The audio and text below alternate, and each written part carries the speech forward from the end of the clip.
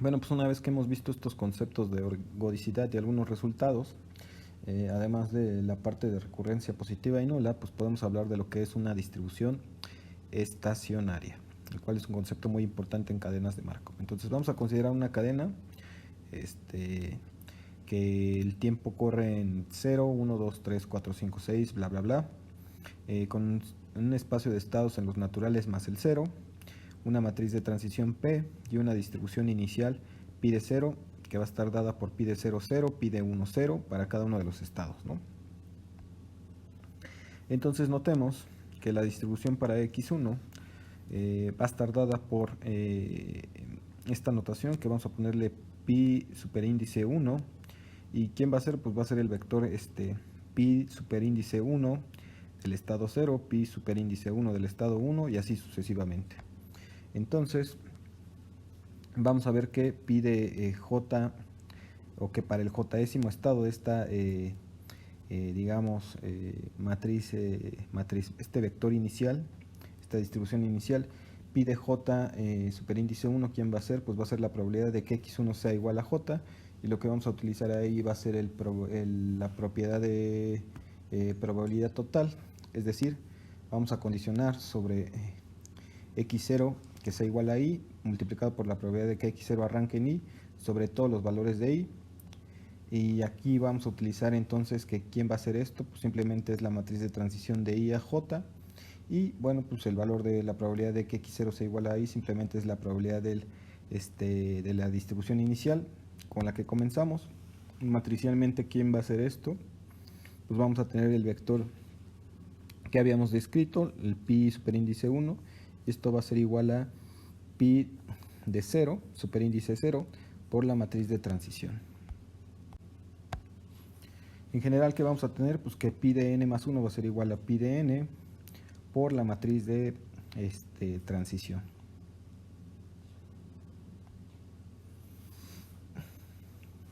Ahora lo que vamos a intentar aplicar pues va a ser un simple truco. Sabemos que pi de n, como esto se cumple para toda n, pues bueno, tenemos que pi superíndice n va a ser igual a pi de n menos 1 por p. Sustituimos este valor en pi de n y vamos a obtener que va a ser pi de n menos 1 por p al cuadrado. Hacemos el mismo procedimiento de tal forma hasta llegar a pi de 0, que va a multiplicar a la matriz de transición elevada a la n más 1 potencias, ¿no?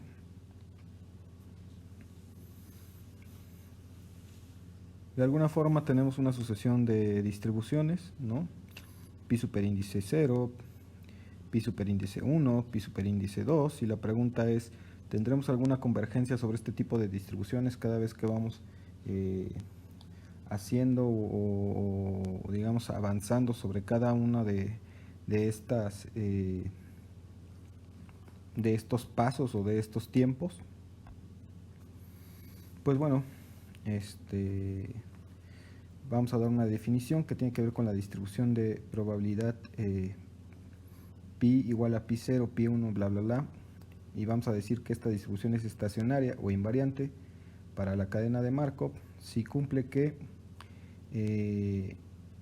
pi, o esta distribución, va a ser igual a pi por p, ¿no? De esta forma tenemos una notación matricial. Ahora hacemos una observación del resultado anterior, que es que una cadena puede tener una única distribución estacionaria, no tener ninguna distribución estacionaria o tener una infinidad de distribuciones estacionarias. Esto simplemente por la naturaleza del problema. Tenemos un sistema de ecuaciones que está dado por pi igual a pi por p, y bueno, pues solamente pueden ocurrir una de estas tres, uno de estos tres hechos. Ahora consideremos el siguiente ejemplo, dado por la siguiente matriz de transición con tres estados. Puede ir de 0 a 0 con probabilidad de 1 medio, de 0 a 1 con probabilidad de 1 medio, de 1 a 1 con probabilidad de 1 medio, de 1 a 2 con probabilidad de 1 medio, y de 2 a 0 con probabilidad de 1 medio, y de 2 a 2 con probabilidad de 1 medio. El diagrama que representa esta matriz de transición es el que se está presentando, ¿no? Y bueno, pues la pregunta obvia que estamos con el tema que estamos tratando es cómo se puede obtener alguna distribución estacionaria.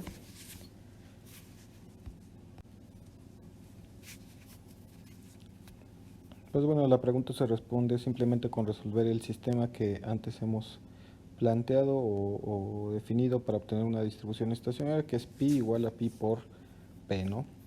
Donde pi, ¿quién va a ser? Pues va a ser un vector de tres estados, pi 0, pi 1 y pi 2, y esto tiene que ser igual al mismo vector multiplicado por la matriz de transición. Entonces vamos a tener que la primera entrada, pi 0, tiene que ser igual a ¿quién?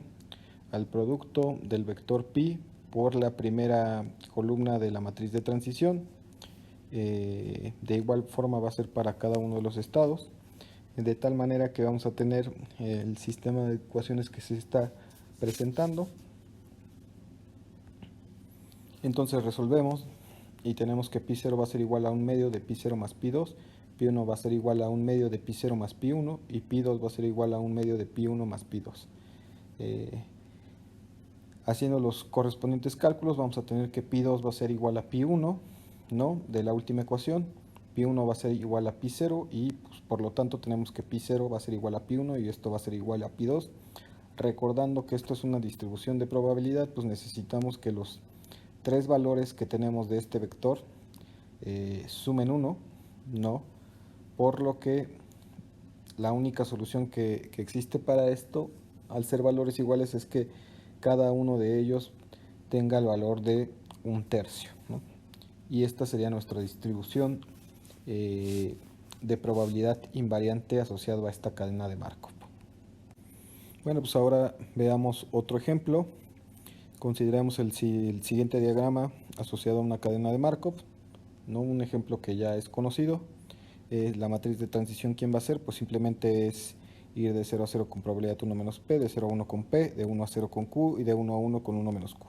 Entonces hay que plantear el mismo sistema, pi igual a pi por p, ¿no? Entonces vamos a tener que pi 0, ¿quién va a ser? Pues pi 0 va a ser igual a pi 0 por 1 menos p, pi 1 por q y pi 1 va a ser igual a pi 0 por p y pi 1 por 1 menos q.